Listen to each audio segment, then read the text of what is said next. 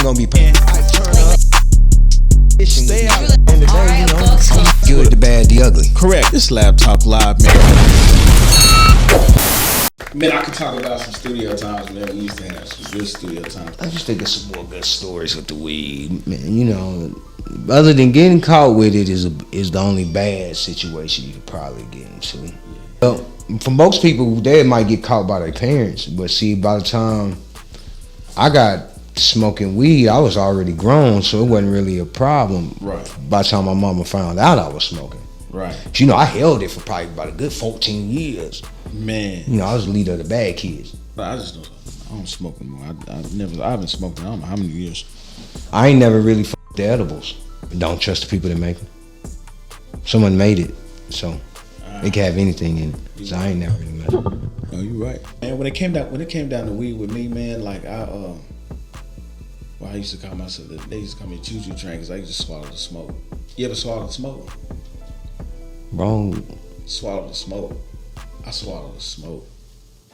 You ain't never? I inhale it. I don't know about swallowing the smoke. I throw up when I smoke. For real? Every time? Every time. That's because he had that joke. He had that super, that He got that real bad anxiety. Okay. Man, I'll never really. That's a super anxiety. Man, I'll never forget those bad experiences, man, with that dirt weed. Oh, man, I got to tell y'all a story, bro. Hold on. Oh, Lord. I got to tell you a story, man. I'll never forget. 214. Matter of fact, 214. We was we was in my mom's basement. This ain't incriminating because that was like years ago. That was like how many? I think, what, 20? That had to be like 20 something years ago. 2002, something like that. Off of 214. Oh, yeah. Let's get that. All right, here we go. Yeah, off of 214, man. Man, my brother had a box. I ain't gonna say his name because I don't want to make him feel. Anyway, I can just say we had a box in the basement. A big box. I'm telling you, that box probably had to be at least. How big is that door? 7 feet, 8 feet. It's about a 7-foot box. Cause it was a refrigerator. How about that? It's a refrigerator box. Mm-hmm. These Negroes. It's about a 6-foot box. Him and my boy, the other fellow producer, man, found some ditch weed. It wasn't even ditch. I don't even know if it was ditch weed. Took it and tried to grow it. My mom came downstairs, bro, and she was just always wondering what the heck is this in this box. I mean, it used to be funky down there because it was grass. It really wasn't no weed. So it's like, what are you doing? So we was the talk of the town, and this was back around 2002, 2003, something like that. So like we had, long story short, you know what I'm saying, mom's found it, walked in there, said, what are y'all doing? What are y'all doing here? My brother, oh, we raising puppies. We raising puppies? Nigga trying to lie that, man. Like, come on, cuz. But I'll tell you one thing, man. We had some great times with that 214, man. I think literally a lot of good music got created out of that. If a lot of people didn't know that, you know, a lot of the sound that was created out of here, like I said, between Icy Rock, even Don Juan, just to mention, you know what I'm saying? Who else? There's more people. Everybody came out there. Woo Woo Productions. A little bit of everybody came out there. Everybody came, and a lot of people fail to realize a lot of cats from out of state have came through Kansas City for a lot of their sound. I may get some people that probably want to argue that, you know what I'm saying? But in reality, man, they came through our town for that sound. Must have been a lot of studios, you know, that had major connects. Montel and Phil out in Blue Springs. We had Woo Nim and Olathe. Yeah. Then eventually later on, the Chapmans came downtown. Rest his soul. Long live Chapmans. Then I think Aaron came. Cypher Sound came next. Which he worked over at. Then at Chapman's. He worked over at Chapman's. And then who was next? Eric Sturt and Eric at Mid-Range. Give him a shout out too. Big grind too. Yep. And then came the other people like Studio B, Woodgrain. Guys. I don't know any of the new ones. I know there's a new one out right now. I ain't got to go check out the new spot. They got a new spot where you can like rent it. with the whole spot. I just ain't never got a chance. I seen it online. Right. If we miss your name, I know a few of you out there. There's some new studios. There's been a lot of studios that's been underground that nobody really ever heard of, like Raucous Studio and stuff. Yeah, home studios. A lot of people do professional home studios too here. It's been about 7, 8 of them. And it was crazy because when we was working on the Tech album, that's when Chapman was downtown, where the Kaufman is right now.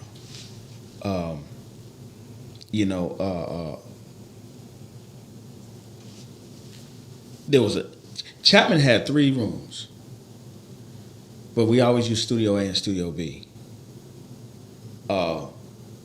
I'll never forget when I told everybody, I said, listen, and I tell this story all the time. Tech used to be like, we used to come to me, I just said me, Elmo, which is Analog Digital, and my brother, D, who was going by Plus at that time. We made beats. We used to create our own kicks, our own snares, all that. You know, we had a Kai MPC. You couldn't tell me nothing different. Before that, of course, I used the Boss and the Yamaha D50 with a tape recorder. So we had a place of starting, but when I got to Kai, I never forget, we was making beats, and pushing them to Tech. This is in the beginning stages. And Tech came out, and people were just submitting to him. He said, if y'all ain't coming out with beats like the TEKNEKO, I don't want to hear him no more. And I said, no, why'd he do that? It's like you calling the dogs on there. Put the target on you. You put the target. You gotta be ready to put that work. So, I mean, we was never out here to compete with nobody. We just made music. It's about making music, but when you get into that light, you gotta think, that's people's livelihoods. Yeah. So some take it serious. Here we don't take things of that nature as serious as we should. Correct. But it's supposed to be a competitive seriousness. Yeah. It ain't never supposed to get outside of that box, because if you get outside of that box, ain't gonna be no monetary gain. Right. So it's all about staying in that competitive financial to keep everything in base, to where if you placing beats and he placing beats, then who got the biggest placements, then it's gonna go the numbers, then everybody gonna stay grinding. It's just gonna keep everybody working. But once you get outside of that work factor, then you start throwing that hate mechanism, then people start cutting prices. Then once you start cutting prices, now remember, the finances is the most important. Man, and that's when the game was on. And I always have feelings in my head. I'm like, man, nowadays, this new sound, everybody's really getting a lot of their sounds and stuff created and crafted through like this FL Studios and Native Instruments. So like the sound is repetitive. I mean, the sound, the loops and everything. Well, everyone's got the same filters and everyone's going through the same track way. So if everyone's processing and everyone's compressing and everyone's using the same filters, the same loadout, everything's eventually gonna do that. But as the time, the first ones to find the newer, better programs is always gonna stick out first. Yeah. So it's all about, that's why I say keeping that work ethic. So being a producer, you gotta stay with the new sounds. You gotta stay with the new damn filters. You gotta stay with the new XP packs. You gotta have everything in line, because if you don't, then you're gonna get dated. Yeah. You're gonna start getting stagnant. Then you're gonna stop making beats. Yeah, I ain't no lie. Because I used to be a producer. Oh yeah, so I got lazy. Exactly. And I started saying, well, let Ruben make it. I mean, it made sense. I mean, I'll tell you like this, man. And not to, I guess I would say not giving out any secrets, but in reality, it's like the efficiency of making tracks and beats and stuff nowadays is like at the fingertips, man. It's so flooded. It's easy. It's so flooded to where it's very easy to the point where I'm like, you know what I'm saying?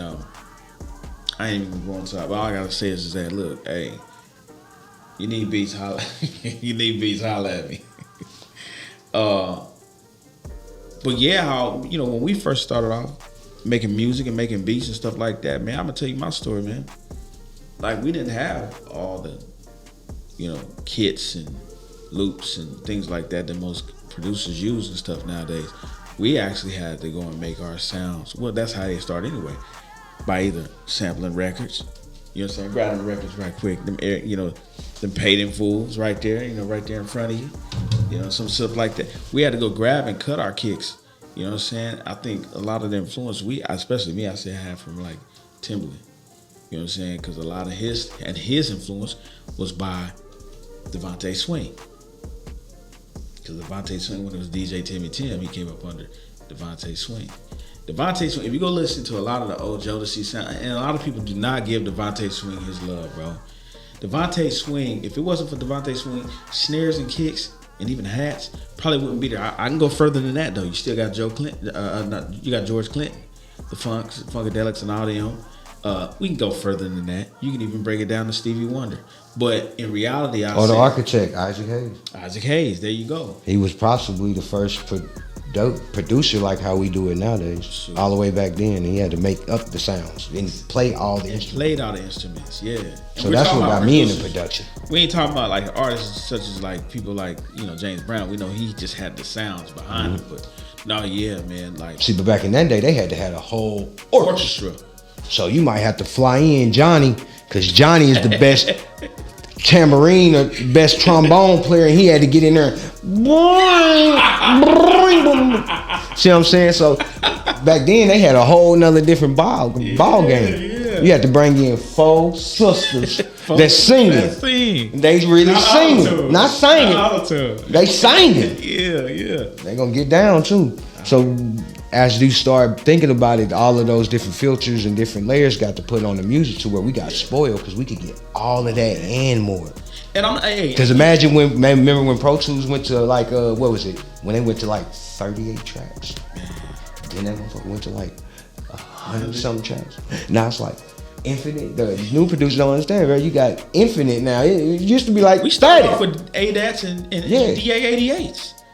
You know, I'm gonna just say it all the way. I started off with a tape. You flip it, and flip it, and flip it, and flip it until it's. What was the West End studio? First ones that had HD Pro Tools. Man. And still got it. That must be a hell of a program. Still got it, man. Still got it. Man, I'll tell you like this. It's not the more sounds you use, the better it is. It's just how you put it together for sure. You know what I'm saying?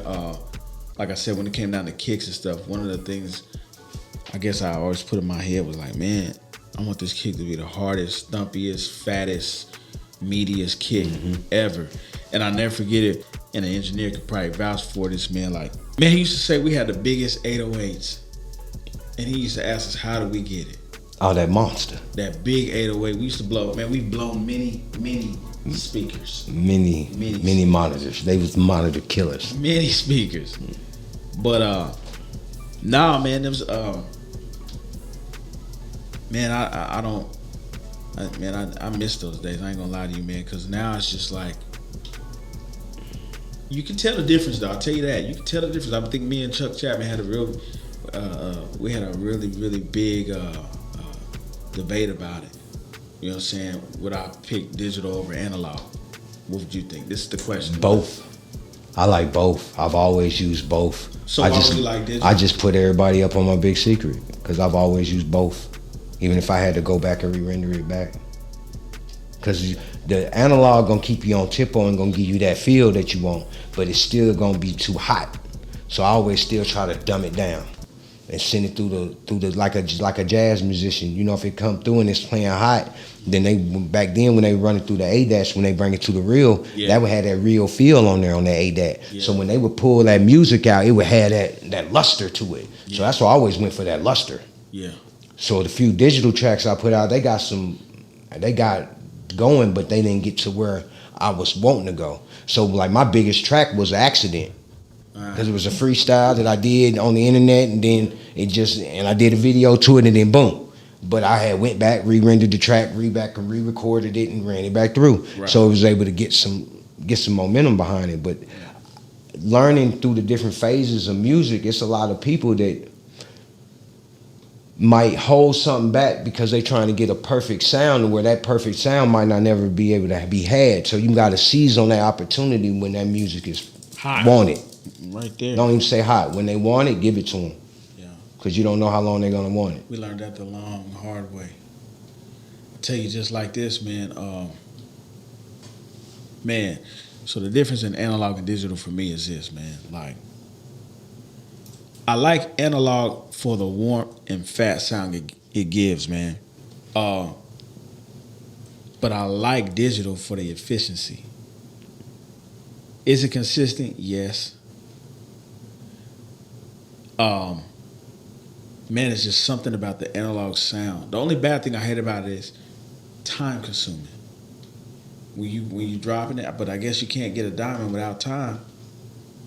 You know, but it's time consuming. So like, Yeah, that's real. flip flopping. I'd say it this way. Now I just decided to say, okay, well look here, let's just go ahead and record everything in digital, bounce it down through analog. Yeah. So it gets the warm sound behind it. Does that make a difference? I need to ask somebody, man, y'all leave it in the comments, man, does that make a difference, man? Does that really make a difference to the sound? Does it does it tune it? You remember how he was talking about, you know, does it tune the frequency back? You never know.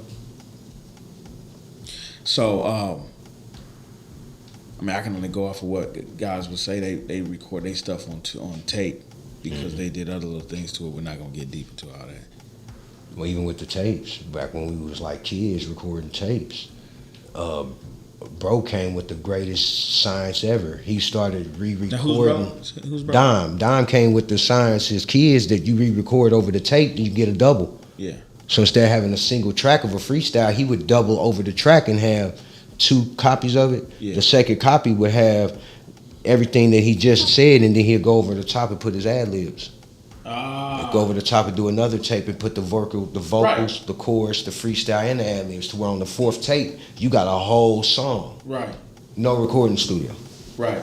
And that's just like, you know, just like when I was talking about with using the Yamaha and the Boss. I forgot what number that was. It's like, because they got a Boss 88. I don't know which one it was. But I know I had a Yamaha D50 was the keyboard, and I had a Boss drum machine. And people would always wonder, like, dang, well, how'd you, you know, a producer's life is, his keyboard is his girlfriend. His beat machine is his girlfriend. You know what I'm saying? Or however people want to identify. Well, you say you got 2 wives. You got 2 wives. So at the end of the day, like, I think. So your mistress come, the computer. You said, huh? The PC, your mistress. You put them all together, I'm happy. I think one of the biggest things, man, I guess, when it came down to making music is you can really get lost in it, man. If you, I'm talking about, when I say lost, I mean by like, I think from that range from like 2000, about 99, to about 2010, about 10 years in straight, life means nothing but music is life to you. So like when people are I mean, that's one thing about I think one of the reasons why I slowed down a little bit is because music, it did consume me. Don't beat yourself up, because you remember. I don't beat myself, but I just said I remember, missed out a lot. We in the middle, but we so far away from the resources that we forced to have to learn every aspect of the game in Kansas City. So you can't just come in and be a producer and not be a writer, or not be able to be a beat maker and be a rapper. And you might have to be a singer. You're going to have to shoot some videos. You're going to have to edit it. And you better learn some graphic design, because you're probably going to have to make design your own damn t-shirts and merch too. But that's just the grind. If you want to grind, you're going to put forth that effort. So it might take a little bit more time to learn the whole game compared to just being able to master one facet. Yeah. Putting together Voltron. Yeah. See what I mean? Yeah. Yeah. So a lot of times, everywhere but here, you get to add your facet in, and then everyone else is going to team up, and boom, That's an artist take off. Here, you might have to build the whole foundation yourself, get it up, and then you might have to pass the baton on. That's facts. No, that's facts, man. But the states where they pass the baton on, they actually grow farther, go further, and have an easier transition than us that fight over the damn baton. Right, right. Because if you notice, only one project gonna be able to be big. Yeah. You wait your turn. You buy your features. You help build the artists up. You do your concerts. Yeah. Everyone don't know how to work together. No. Period. Here, I've been here for. Like I said, no one didn't even really know my name because I was so behind the scenes, because I knew it was so much extra stuff I had to do to push the brand, to push my artists. See what I'm saying? So it was just being able to be willing to pay your position. everyone has a position to play to where once your time comes, then you got to be able to fulfill your destiny. Yeah. Because you've been waiting for that shot, and you got to fulfill it. Yeah, yeah, and follow through. A lot of things, like I said before, most of us in Kansas City, we had, or at least most in our city, I say, we have the ambition. We never had the resources. Yeah, pretty much what we had the money, but didn't have the resources. We had the money, but not the resources. Because you got to think, if you got the money, you still gonna be burning the money trying to figure out. You're gonna be bumping your head. Yeah.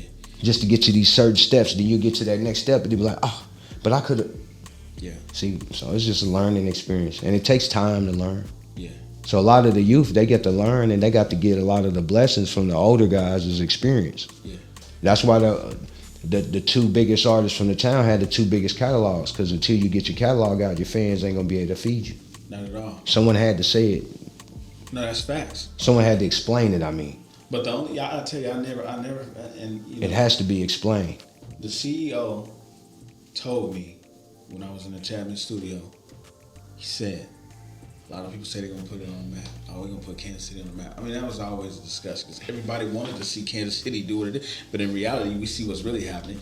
Chiefs really put Kansas City on the map. Been putting them on. Well, not been, the Chiefs. You know, they've been the Chiefs. They get. I don't even want to talk about all of the people. All of the people here. They ride behind the Chiefs and the Royals. Yeah. What independent artist or brand have we rolled behind? Have everybody just bit their tongue? Fuck your side opinions or extra shit that you hear or you thought you heard or wanted to hear or you think your cousin better than. Because even if your cousin better than, he could wait his turn when the baton come back around. Yeah. When the artist that just got through running hand him the baton. Yeah. Now he has it. Yeah. Hits. The hit is the only thing that matters, because if you got the hit, you're gonna have the baton. Now you got it, you better run. You better run with it. You better run with it. And I feel like we've had so many opportunities to actually show ourselves. I mean, you used to remember you got Ecstasy. You had we can speak out of everybody's. Yeah, we didn't have some runs. But to say it went from, I'm gonna ask you this question. We'll say it went from Vel Bacardi to Steezy. Yeah, and we're speaking on rappers though. That's all rappers. Say as far as rock wise, we know. Well, rock, they remember that ain't us, so they don't shit on their own. They gonna get that treatment like the Royals and the Chiefs. Yeah, yeah. See what I'm saying? Yeah. What I was meaning is we ain't had nobody from in the trenches get the Royals and the Chiefs treatment. Yeah. Nobody. Except Strange and Tech. Nah, he ain't. Eventually. Yeah. Because remember when he was with Midwest Siders, he didn't get that treatment when he restfully deserved it. Right. So what can we say? Can we say that it has something to do more than likely with our urban stations? No, can't blame it on them. They the only urban station. So even when they put us through the scrutiny that your music had to be this certain way, only thing that they meant was clean, edited. Yeah. That's the only thing that they meant. As long as it's got the radio edit and you got your clean and you got your publishing and you got your what else did they? It's one more stipulation. But as long as you follow those 4 things, they're gonna run you through. Remember, my biggest song was a drill song. Right. And I knew the 103 way, so it was like a conflict with me. I'm like, ain't no way this song gonna do that. My first song in media base, first song to touch all courses. Right. I mean, to touch both coasts.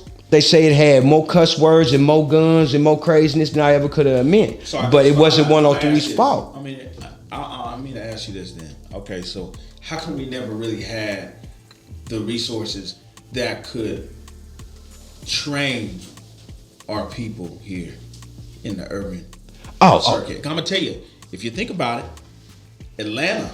False.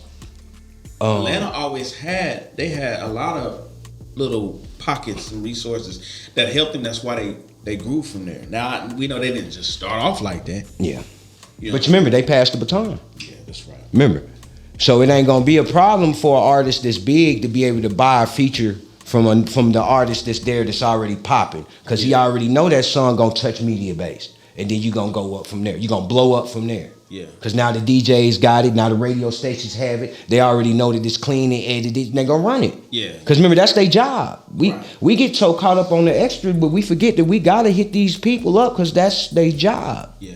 If they don't find your song, they didn't do their job. So eventually they're gonna get replaced. I'm gonna gonna tell you another thing though, bro. One of the things that happened with Kansas City is I swear on everything. Because they look at us as a country town, a lot of us act country. And when I mean by country, I'm not talking about like how the South is. I'm talking about we act like we get one song out there, or we get recognized for one song, you get a little wet, and now all of a sudden you feel like you don't won Grammys. You don't want to walk around the streets to even show and display. Now, I remember when I was in New York, I seen Papoose on the street, literally like you like downtown. Remember that hometown love at the Royals, and so you might see Patrick Mahomes at the bar and grill. Correct. See what I mean? Because he gets that love and that extra up. So in reality, what you're saying is that our city is just... We tear each other down too much. So once we start, once we start building up the brands, building up the artists, stop being so segregated. Yeah. See, man, we the segregated music city. Yeah. I got my brand here. I got my studio here. Well, I'm gonna build a studio over there. I'm gonna build a club over here. Yeah. See what I mean? Yeah. But you only need really one club. Like, imagine when the big artists come and they start doing their runs on the shows. Why do they throw shows the same month? Because you only get so many weeks to market it to where they might as well take turns. Only thing they got to do is sit down, have a phone call. Yeah. Because, I mean, that has to be what the other cities do. Because don't you want to have the biggest draw? So you need all of the rap people in there. Yeah. It's just simple business things. Man, y'all gotta leave something in the comments, man. We want to get y'all opinion on this stuff, man. Because I'm gonna be really honest with you, for real. Like, Kansas City, we are a very artistic city. Pretty much everything down here, from the buildings all the way down to just on every corner. From the We broke jazz musicians, rock musicians, pop, all of them, comedians, Missouri, rappers. Let's bring Missouri and Kansas out again, because that's what it really is. Almost like, granted, we have that fault line or whatever. You know, you got Kansas and you got Missouri, but then everybody don't want to be, I'm Kansas City, Missouri. Well, that's where we had that fight with the Chiefs. Man, that's what they say. That's leftovers from the historical stuff. So if people really if they really feel like that, they need to look up why that happened historically. Yeah. You know, the Missouri and Kansas college basketball rivalry stuff. Look into that, and then you'll see why that little rivalry happened. But if you think about it in actuality, people move from Kansas to Missouri all the time, and in their mind, they still think they from Missouri. Or they move from Missouri to Kansas, in their mind, they still think, you see them. So we'll probably have a discussion on that too, and I'll leave that on your end. Congratulations, Christian Braun. NBA Finals, Denver Nuggets. First round draft pick, Blue Valley. Well, I think Blue Valley Northwest. Yeah. It might have been North. It was one of them. Yeah. So but as far as the music scene goes down here, man, I mean, it's everything. I think it's stagnant all over the world right now. Well, I mean, they ain't really, I don't know. I maybe you have to be tapped into that side of the social media in order for to really be knowing what's going on, to really know what's flowing through the music game. Because the only thing I've been tapped in on is just, as you know, we've been grinding and stuff. So when you in grind mode, you ain't gonna see it till you start. Once we get into promoting and pushing, you get to see the comp. Yeah. So it's out here. Yeah. But everybody's pushing their own lanes. Coming through after COVID, I was surprised it wasn't more music dropping, because I figured more people had more shit like ready. Time. Yeah. Yeah, I figured they had it already ready. Yeah. I mean, the COVID time was the best time to been doing your best work. Morning and night. Yeah, you was in the house. Working. Hopefully. Working. Or doing drugs or something. So even the average artist would have been better than average after COVID, because he had that much time to work. Yeah.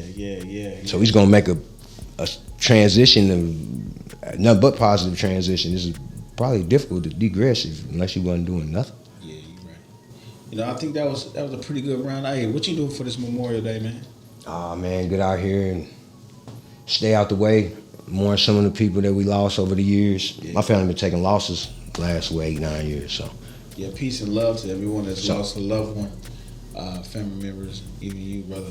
You know what I'm saying? And even some of the people that recently lost loved ones, man, because, we should always keep the names alive and never forget them. I think, we can go into the spiritual talk, but I'll just say, in reality, man, you keep the name alive. Keep their name alive and keep contact with people. Yeah. Mental health is getting tough out here. A lot of people do with the hyperinflation and the new prices of everything and everything changing. So a lot of people ain't able to deal with some of the changes that we do. So look out for your neighbors, look out for your family. If you ain't talked to your brother or your sister in a few months, give them a call. If you ain't talked to your first cousin in a minute, holler at him, check in on him. Yeah, man. Check in on him. Yeah, man. It's a beautiful thing, man. It's a beautiful thing. So look, hey, happy Memorial Day to everyone that's out there. Like I said, share, leave a comment if you can. Not trying to tell you what to do. Do whatever you want to do. You know what I mean? But in reality, man, we just want to send a peace, love, and blessings to everyone on this Memorial Day.